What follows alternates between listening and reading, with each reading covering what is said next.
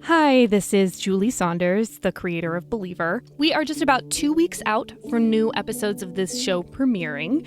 However, yesterday, October 11th, was Indigenous Peoples Day in the United States. It's a holiday that was created to honor the people and cultures who were displaced by mostly European colonizers, such as my ancestors. And I thought, since we have not premiered yet, you probably have an opening in your fiction and or podcast enjoying schedule for some Indigenous horror. A lot of white American horror pulls from Indigenous traditions, often disrespectfully. Native American burial grounds, shamans, just various bastardized legends are all over modern American horror. Even Sasquatch, a central figure in our show, has roots in various native traditions. In fact, while several cultures have legends about hairy wild men or Bigfoot-like creatures, the term Sasquatch is actually borrowed from the Halkomelem language, based on stories from the First Nations people in northern Washington and British Columbia.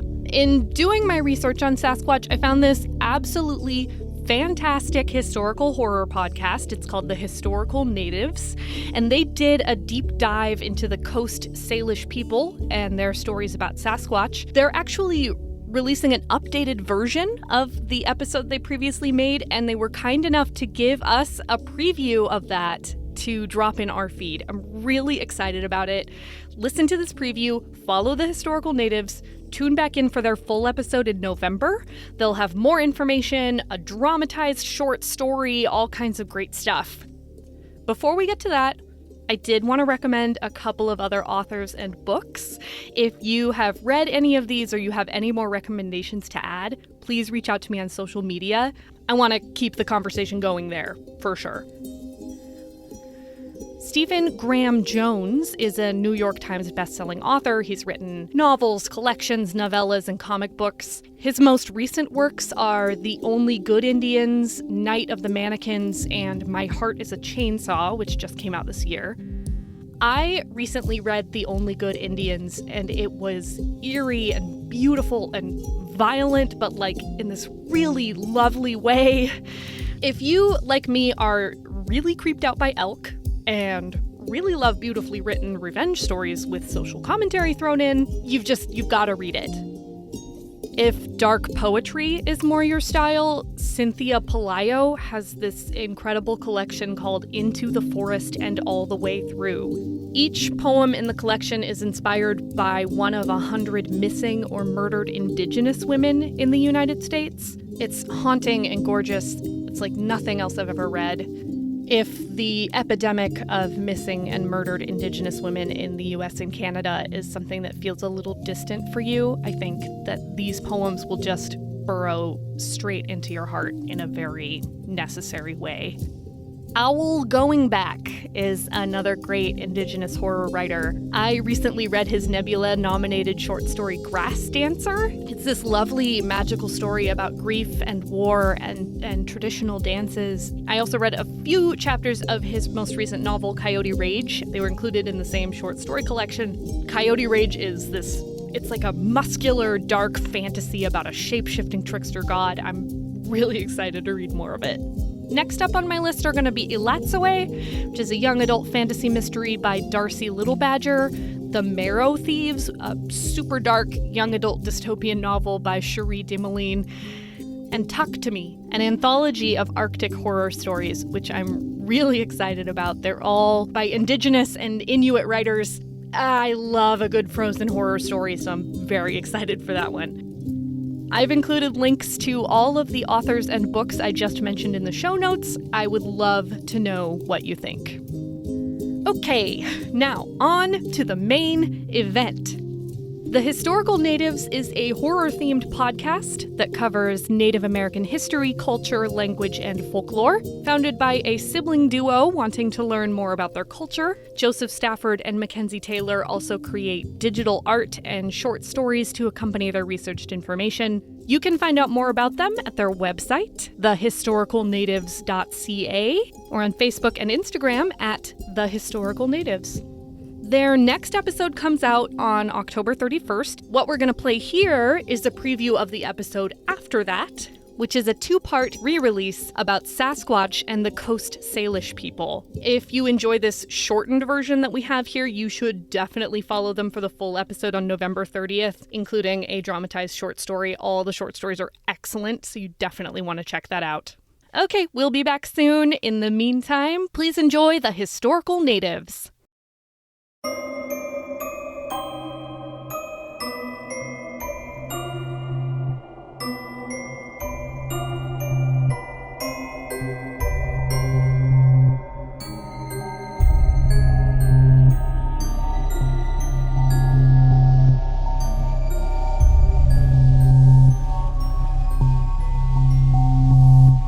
Ani, I'm Mackenzie. And I'm Joseph. First, we would like to acknowledge that we're recording in the traditional territories of the Lekwungen people. And before we get into it, we'd like to introduce who we are for those who might not know. We are the Historical Natives. We are a horror-themed podcast that covers Native American history, culture, language, and folklore. And we are 2 siblings that are wanting to learn more about our culture, create digital art and short stories to accompany our research information in our episodes. Now, we'd like to tell you a bit about the Coast Salish peoples. The Coast Salish territory extends throughout large parts of both present-day British Columbia and the Washington state, including parts of the Strait of Georgian, Strait of Juan de Fuca, the Lower Fraser Valley, and Puget Sound. The only exceptions are lands included in the Douglas Treaties, which are the only historic treaties in all of southern BC. Villages of the Coast Salish typically consisted of longhouses, which was made out of western red cedar, split planks, and earthen floors, providing housing for about 40 or more people. Also used by the interior Salish peoples were pit houses, known in the Chinook as kukui. The pit house is a traditional vintage that is dug into the ground, usually in a round shape, with laws of creating no ingredients. It could be up to 60 feet in diameter and 10 feet from the ground. The Coast Salish peoples are most known for their artwork and have a unique style of depicting animals, mythical figures, humans, and spirit beings. When they create masks, they can range from small to extremely large, by using red, black, and other colors to help depict the negative and positive space. These masks would often be used in ceremonies like the potlatch. Potlatches are ceremonies that tell stories and social changes, such as marriages, name givings, new chiefs, and deaths. In Chinook, it means to give. When the colonizers started to settle in, they realized that the potlatch was vital in keeping the Indian culture alive. And with a little pressure from the church, the newly formed government issued a proclamation in 1883. On April 19th, 1884, a year later, they amended the Indian Act to make engaging in potlatch a misdemeanor. However, it was written so vaguely that the law was mostly ignored. And, like many things, that didn't fly with the church, and so it was rewritten and worded so carefully that even being a guest could land you in jail. The last major potlatch was held in 1921. It was held on Mi'kwamelis Village Island in British Columbia. There were at least 300 guests, making it one of the biggest potlatches ever held on the British Columbia coast. Despite the scale, the Cranmer potlatch was held in secret. This, and the reason it was held on Village Island, was to help avoid the Indian agent. Although they took precautions to hide their potlatch, Indian agent Halliday and sergeant by the name of Angerman had their chance to arrest and prosecute the Indians. And so they did. They arrested about 45 people and charged them with various crimes, such as giving speeches, dancing, carrying, and receiving gifts at the potlatch. Halliday and the sergeant offered those accused a chance to avoid jail time. However, the community would have to give up their regalia and promise to give up potlatches. Their regalias and other potlatch items were then divided and given to different museums. However, a man by the name of Mr. George Hay and the Deputy Superintendent of the Department of Indian Affairs, Duncan Campbell Scott, had selected some of the pieces for their own private collection. And with that, potlatches went underground until 1951. You see, in 1951, Section 149 of the Indian Act was simply deleted. This meant the Indigenous communities could finally be public with their potlatches again. A year later, in Victoria, British Columbia, the first public potlatch was hosted by Chief Mungo Martin of the Kwakwaka'wakw peoples.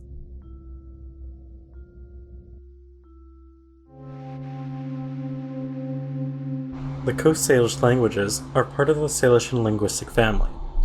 Many Salishan languages are endangered because of the federal policies and program aimed at assimilation, such as residential schools, which significantly decrease the number of fluent speakers. Prior to the implementation of the residential school system and similar assimilation policies in the 1880s, all Indigenous people in Canada spoke at least one Indigenous language. In terms of Indigenous languages spoken in BC, well, they're incredibly diverse. More than 50% of Indigenous languages spoken in Canada originated in so-called BC. But with that being said, in the past 120 years, linguistic fluency has dropped by approximately 95%. Again, the Coast Salish languages are part of the Salish or Salishan language family, which is the largest language family in the Pacific Northwest, and estimated to be 300,000 to 600,000 years old. Salish or Salishan languages are further categorized into 5 groups: Nuxalk, Central Salish, Samosan, Interior Salish, and Tillamook. Of the 23 languages in the Salish family, 6 are currently extinct, and most of the surviving languages are critically endangered. Language revitalization programs, such as those at local universities, colleges, and high schools, record and promote these Indigenous languages as much as possible. We've chosen a couple of phrases from the Nuxalk Nation. Our first word being Amshtam, which means season, spring salmon. This refers to when spring salmon are running in the river. Lianam, which means season of the dog salmon. And our last word is Ashlapk, which means to be brave. Now there are 2 ways of saying it, however, I only know of the one. We have links on our website for you to check out if you're interested in learning more.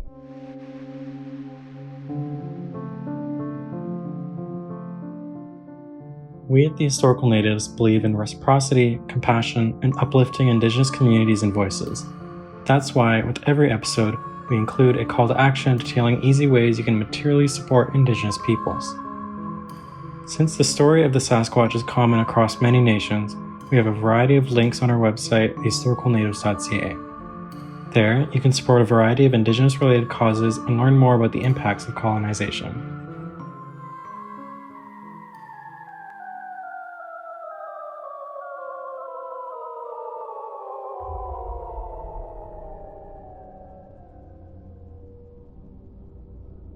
So who is the Sasquatch? Albert Osmond has a theory that it is an undiscovered ape hiding in the thick bushes of trees. But if that's the case, then why haven't we seen him? The Pacific Northwest is made up of large trees with growths of moss and lichens, with the forest floor being made up of an abundance of ferns and herbs. It is filled with vast, unexplored areas, which is ideal for someone who doesn't want to be found.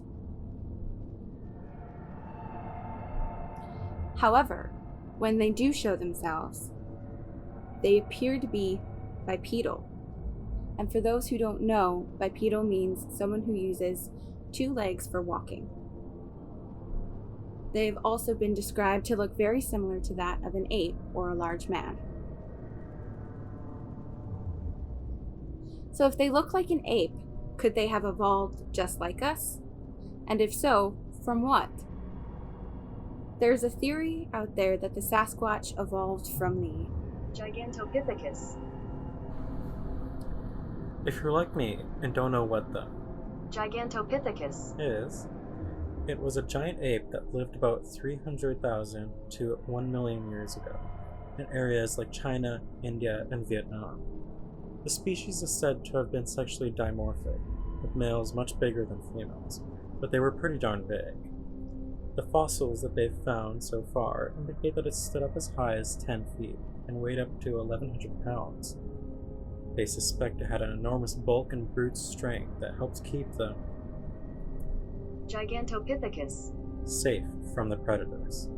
But despite their great size, they were herbivores, using its heavy and muscular jaws to chew the tough grasses found in the Southeast Asian forests where it lived, just like pandas. So, they are guessing that they went extinct about 300,000 years ago. This is likely because of the retreat of the preferred habitat due to climate change and potentially archaic human activity. So why the connection? Well, it began in 1960 with a zoologist named Vladimir Trzynski, who briefly described it in the journal Nature. In 1951, a photograph was taken of an alleged Yeti track. The photo was taken by Himalayan mountaineers Michael Ward and Eric Shipton. Trzynski concluded that the Yeti must be walking like a human and was oddly similar to the Gigantopithecus. The theory continued with Professor Krantz, who was a member of the Four Horsemen of Sasquatchery. This group of early investigators established the foundational thought on Bigfoot research around the 1960s. It was Krantz who used the Canadian Indigenous term Sasquatch to describe the humanoid-like being.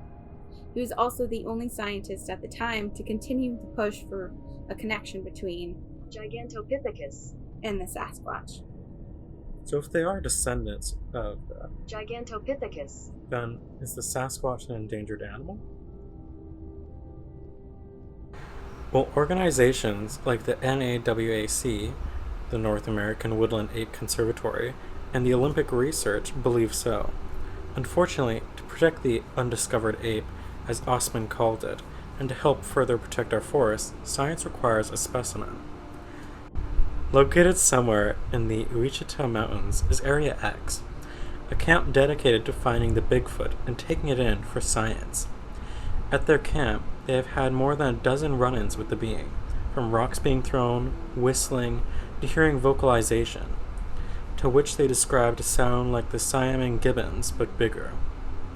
On the other side of things is the Olympic Project. They are an association of dedicated researchers, investigators, biologists, and trackers. All are committed to documenting the existence of the Sasquatch. But most importantly, the main goal of the Olympic Project is to conduct their studies in a non-invasive manner, with respect and sensitivity to the habitat that the species is thriving in. Earlier said that they are mainly seen in the Pacific Northwest. Have they been seen anywhere else? Yes. On the other side of Turtle Island is the skunk ape, which is considered to be the cousin to the Sasquatch. They've been reported to be more aggressive and won't hesitate to mess you up. First spotted in 1818 in the Apalachicola, Florida, the being is said to have looked like a man-sized monkey or ape, that it was raiding their food stores and stalking the fishermen. Other reports of the skunk ape were common in the 1960s and 70s. All sightings reported a large, foul-smelling, hairy, ape-like creature which ran upright on two legs. And across the pond, there's the Yeti, also known as Métis in Himalayan folklore. It is an ape-like creature reported to inhabit the Himalayan mountain range in Alaska. Since they are finding genetic similarities in DNA samples and footprints being found, some believe that our Sasquatch came over from Asia, using the old land bridge that used to exist. So, if you decide to go out into the woods and look for the Sasquatch yourself, what sort of signs should you be looking for? And what do they typically eat? Tom Sood is a member of the Kwakwaka'wakw tribe from northeastern Vancouver Island, British Columbia. He is also half Cree native from central Canada. Tom is the host of Sasquatch Island podcast with Monster X Radio, and he says the best way to find the Sasquatch is to either follow the deer in their migration or watch the rivers and streams for fish.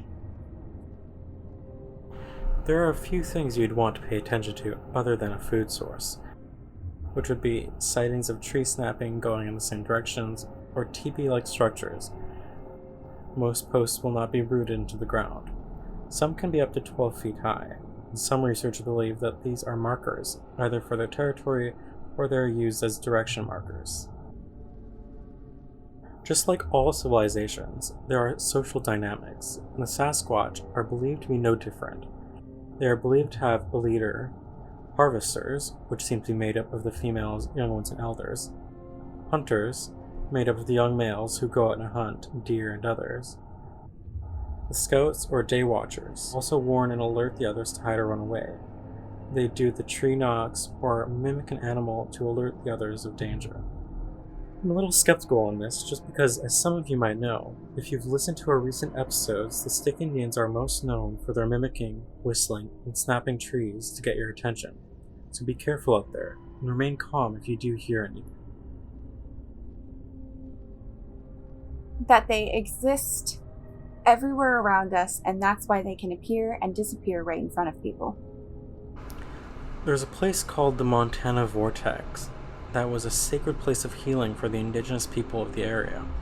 Unfortunately, the land was bought by Joe Hauser, who has been exploring its paranormal activities, and so far he's found about 4. But there's a house on the property called the House of Mystery, where you can stand on one point of the house and be totally slanted, but they have experienced Sasquatch activity in the house. You can't see it, but you can hear its vocalization, such as huffing or growling. If you were to take photos of the house, you'll see glowing orbs all over. They suspect that this is how they move around without being seen. Stan Gordon is a paranormal UFO and Bigfoot researcher who believes that the sightings between UFOs and the Sasquatch are connected. When you see one, you'll most likely see the other, either a few hours or days after a sighting is recorded. They've also known to be almost transparent, kind of like the predator camouflage, and can speak to you telepathically when they choose to.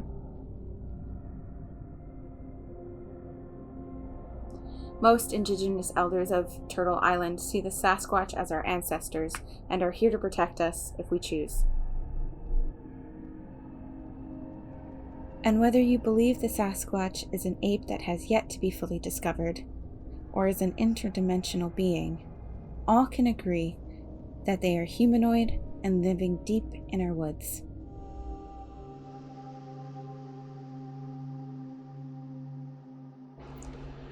Before we go, we wanted to let you know that we are on Facebook and Instagram. We are the Historical Natives on both of those platforms. We also have a Patreon. Thank you to those who have already signed up.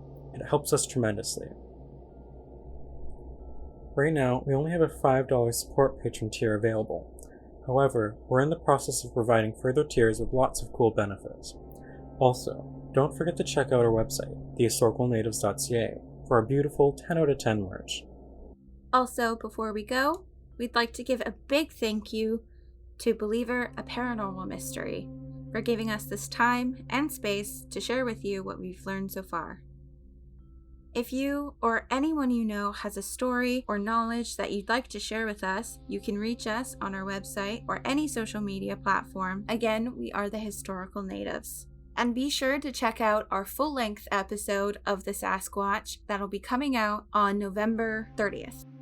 Miiwe, pani ma minawa kikawa bimigum. That's it for now, and we'll see you at a later time.